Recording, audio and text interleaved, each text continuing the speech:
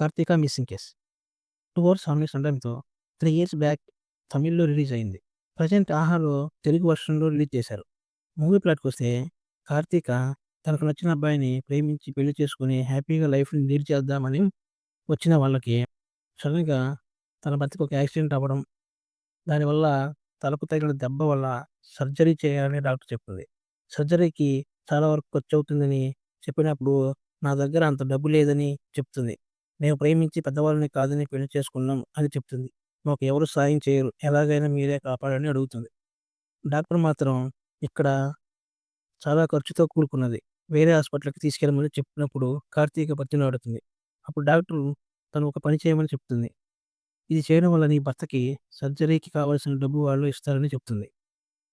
అదే సరోగసీ దారి. ఇది ఒకటి చేస్తే నీ ప్రాబ్లమ్స్ అన్నీ క్లియర్ అవుతాయని చెప్తుంది. సరోగసీ దేనికంటే ఒక పెద్ద హీరోకి పెళ్లయింది కానీ వాళ్ళకి పిల్లలు కలిగే భాగ్యం లేదు.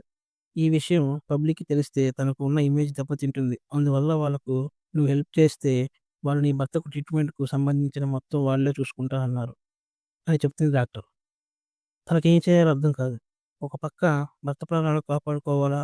లేక అప్పుడే కొత్తగా ప్రేమించి పెళ్లి చేసుకున్న జీవితాన్ని స్టార్ట్ చేద్దామని వచ్చిన వాళ్ళకి సరోగసీ దారిని ఎంచుకోవాలా? అని ఆలోచిస్తూ అలాగే సరే అని చెప్తుంది. దానివల్ల తన ప్రాబ్లమ్ మొత్తం క్లియర్ అవుతుంది అనుకుంటుంది. కానీ అప్పుడే మొదలవుతుంది అక్క.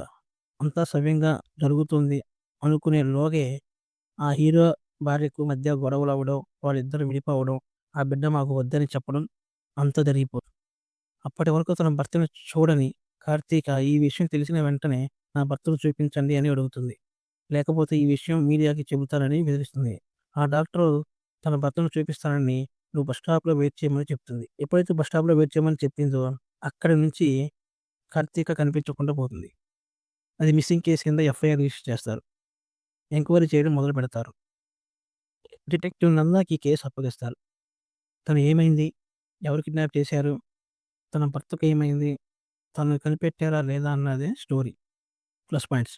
స్టోరీ లైన్ బావుంది. ఆ ఇన్వెస్టిగేషన్ అన్నది కూడా ఓకే పర్వాలేదు. లాస్ట్ 30 మినిట్స్ స్టోరీలో తిరిగే ఆ మలుపులు బాగున్నాయి. ఆడియన్స్ చూడడానికి కొంచెం ఇంట్రెస్ట్ క్రియేట్ చేస్తుంది.